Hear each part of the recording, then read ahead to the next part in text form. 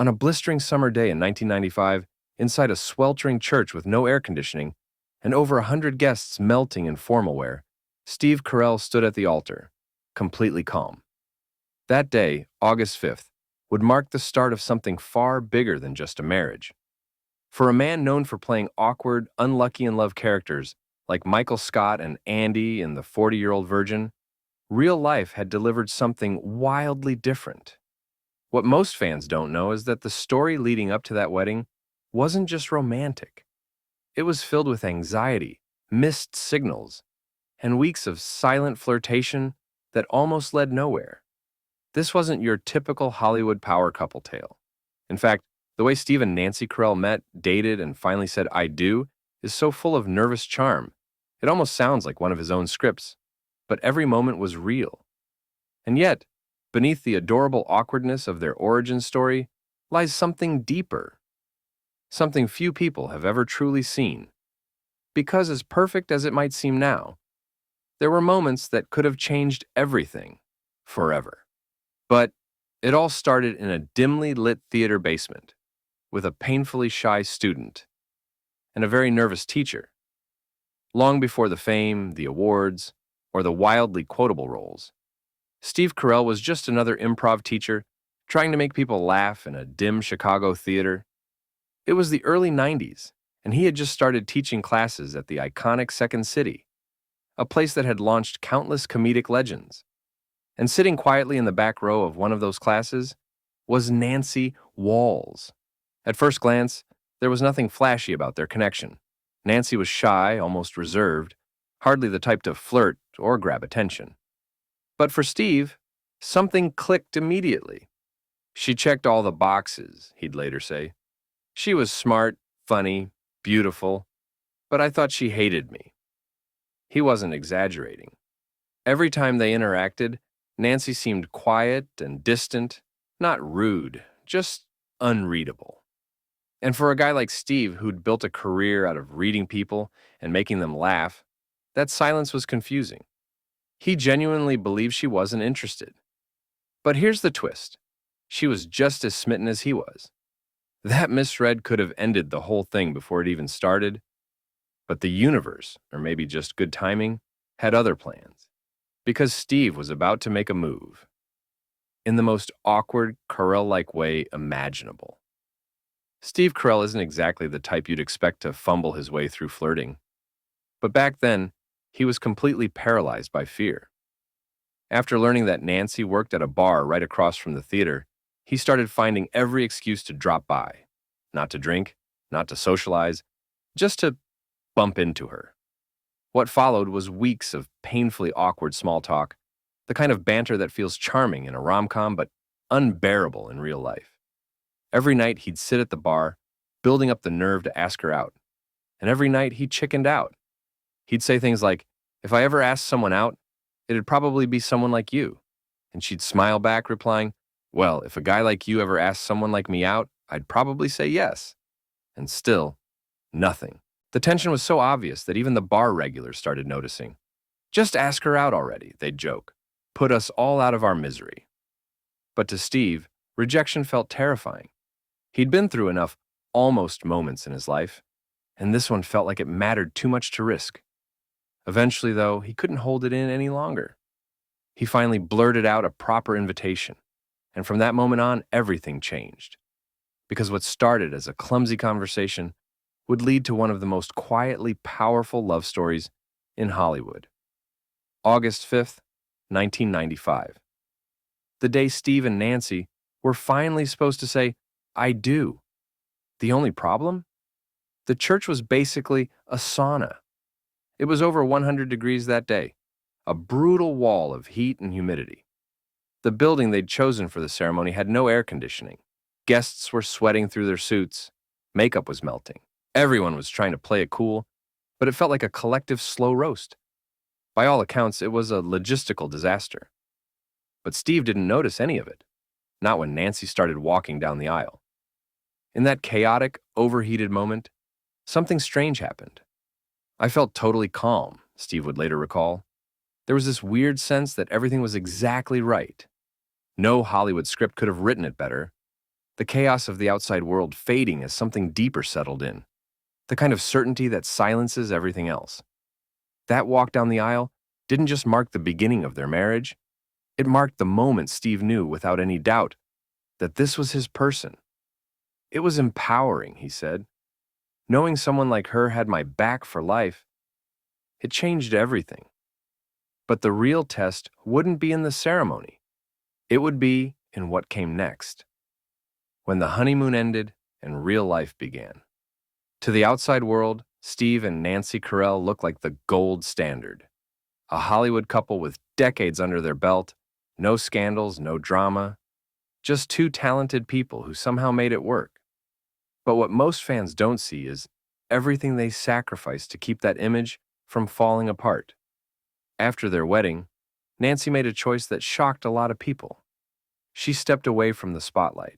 At the time, she was building serious momentum, a cast member on Saturday Night Live, a contributor on The Daily Show, and a rising name in comedy. But she wanted to focus on her family. While Steve's career began to explode, Nancy put hers on pause. She didn't just become a mom. She became the quiet engine that kept everything running. And Steve never forgot that. In interview after interview, he's openly credited Nancy with grounding him, keeping their family normal, and even shaping his comedy. She makes me laugh more than anyone, he said, and she's funnier than I am. Their chemistry wasn't limited to home either. They worked together behind the scenes, brainstorming, writing, supporting each other's creative ideas. Unlike many Hollywood couples who crumble under shared projects, Steve and Nancy only seemed to grow stronger. She knew when to push him. He knew when to step back. And somehow, they never lost that balance. But even with all the praise and adoration, not everyone bought into the perfection. Quiet rumors began to swirl. Message boards asking if their marriage was too ideal. Are they really that happy, some fans wondered? Or are they just good at hiding the cracks? And then, Nancy showed up on The Office. What happened next only made the mystery grow. When Nancy Carell showed up in the office as Carol, the real estate agent who ends up dating Michael Scott, fans were caught off guard. The chemistry between them was undeniable, almost too perfect for a scripted comedy. But that's because it wasn't just acting. What most viewers didn't know was that Carol wasn't just a character. She was Steve's real-life wife, stepping into his fictional world. For Nancy, it was a brief return to the spotlight, and an unexpectedly nerve-wracking one. I felt a little rusty, she admitted years later on the Office Ladies podcast. I had stepped away from acting to raise our kids. I was a little intimidated. Still, the moment she walked onto set, something changed. Everyone noticed how Steve's face lit up, not just in the scenes they shared, but whenever she was nearby. He didn't even try to hide it. Co-star Jenna Fisher recalled how he seemed happier whenever Nancy was around, whether she was acting or just visiting with their kids. And that wasn't just performance. It was a glimpse into the real foundation of their relationship. Respect, support, and something even rarer in Hollywood. Admiration that hadn't worn off. Nancy's time on The Office was brief, but it left a lasting impression. Not just because she nailed the role, but because it reminded fans, and probably Steve himself, of how much they'd built together. From a bar in Chicago to a fake paper company in Scranton, their journey had come full circle. But when the cameras stopped rolling, their most important role wasn't on TV. It was waiting for them at home. Steve and Nancy might be two of the funniest people in Hollywood. But when it comes to parenting, their approach is surprisingly serious, or at least seriously grounded. They have two kids, Elizabeth and John, and from day one the mission was clear. Raise them like normal people. No red carpets, no celebrity entitlement, just mutual respect, boundaries, and a whole lot of honesty. Our kids don't expect to get everything, Steve once shared, and I think our greatest achievement so far is that they actually listen to us. But that doesn't mean their house is quiet. In fact, it's probably the opposite. Steve has admitted he loves to embarrass his kids, especially in public. On The Ellen Show, during a rapid-fire Q&A segment, he was asked if he had a favorite child. Without missing a beat, He slammed the red button and said, "Yes." Of course, he didn't say who. He just left it there. A perfectly timed Carell-style joke that made the internet explode. Was he serious? Was he messing around? That moment said everything about their household. Structured, yes, but also fueled by humor. And that's what makes their parenting so different. Steve and Nancy aren't playing roles at home. They're present. They're united. And they've both talked openly about how kids will try to play one parent against the other. If Nancy and I aren't on the same page, Steve said, they'll figure it out fast. So they talk. They check in. They make sure their kids don't see cracks they can exploit. Not because they're strict, but because they understand that parenting isn't a performance. It's a partnership. And after everything they've achieved, the fame, the careers, the family, one simple truth still holds strong. They make each other laugh, always have. In a world obsessed with finding the keys to lasting love, people often ask Steve Carell what his secret is. After all, he's been married to Nancy for nearly 30 years, with no scandals, no public meltdowns, and no signs of slowing down. You'd think there must be some formula, some hidden routine or unbreakable rule they follow behind the scenes. But when asked directly, Steve's answer is as simple as it is surprising. There's no secret. I think you just get lucky. No media-trained soundbite, no life hack, just luck. And maybe that's what makes their story so powerful. It wasn't scripted, it wasn't planned. It was a shy student and a nervous teacher. An awkward bar conversation stretched over weeks, a boiling hot wedding day, and decades of shared inside jokes that nobody else will ever understand. It was two people choosing, over and over again, to show up, to support each other, and to laugh, even when life got messy. Yes, fans still speculate. Yes, people wonder if they're really that happy. And yes, the internet will always look for cracks in what looks too perfect.